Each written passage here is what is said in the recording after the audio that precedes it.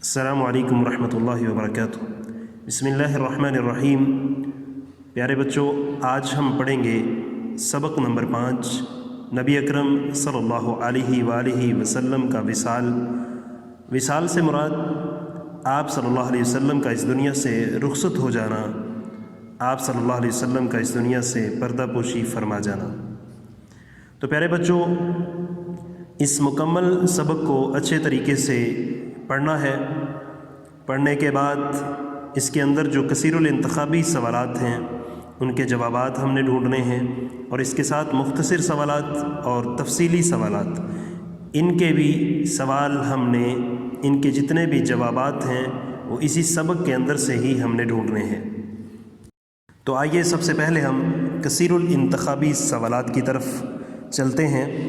پہلا سوال، نبی اکرم صلی اللہ علیہ وسلم کی بیماری کا آغاز کب ہوا؟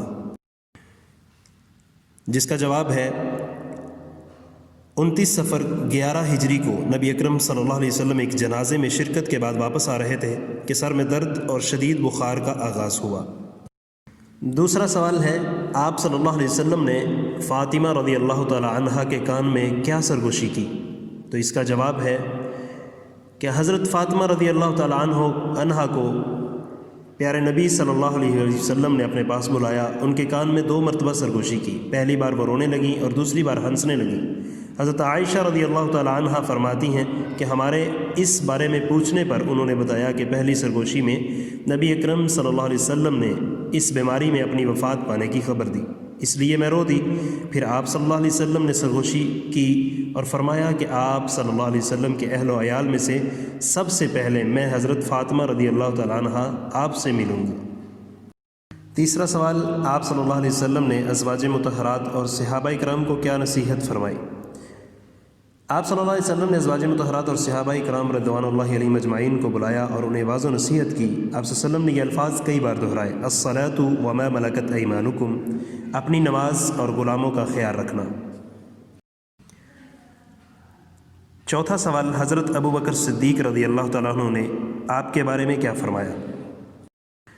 حضرت ابو بکر صدیق رضی اللہ تعالیٰ عنہ آپ صلی اللہ علیہ وسلم کے جسد خاکی کے پاس گئے، آپ صلی اللہ علیہ وسلم کے چہرہ انور کو چوما اور کہا، میرے ماں باپ آپ صلی اللہ علیہ وسلم پر قربان، اللہ آپ پر 2 موت جمع نہیں کرے گا۔ جو موت آپ صلی اللہ علیہ وسلم پر لکھ دی گئی تھی وہ آپ صلی اللہ علیہ وسلم کو آ چکی ہے۔ اگلا سوال، نبی اکرم صلی اللہ علیہ وسلم کی حیات مبارکہ میں حضرت ابو بکر رضی اللہ تعالی عنہ نے کتنی نمازیں پڑھائیں؟ نبی اکرم صلی اللہ علیہ وسلم کی حیات مبارکہ میں حضرت ابو بکر صدیق رضی اللہ تعالی عنہ کی پڑھائی کی نمازوں کی تعداد 17 ہے۔ تو اب آتے ہیں معروضی سوالات کی طرف۔ پہلا، حجۃ الوداع کے موقع پر جو آیت نازل ہوئی وہ ہے سورۃ البقرہ، سورہ مائدہ، سورۃ توبہ یا سورہ اعراف میں؟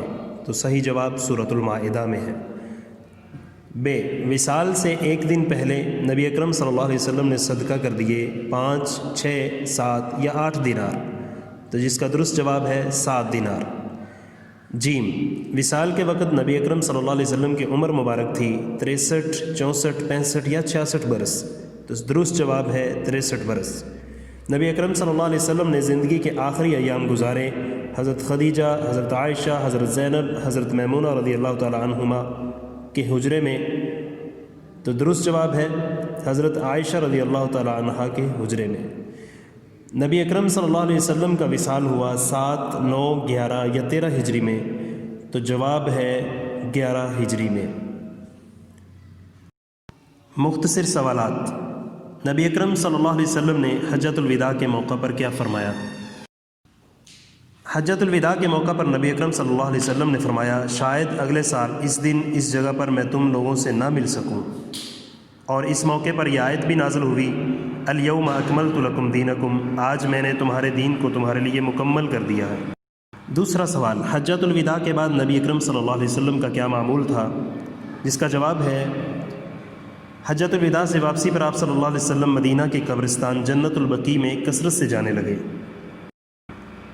سوال نمبر 3، نبی اکرم صلی اللہ علیہ وسلم نے جنت البقیع اور اہل قبور کو کیا بشارت دی؟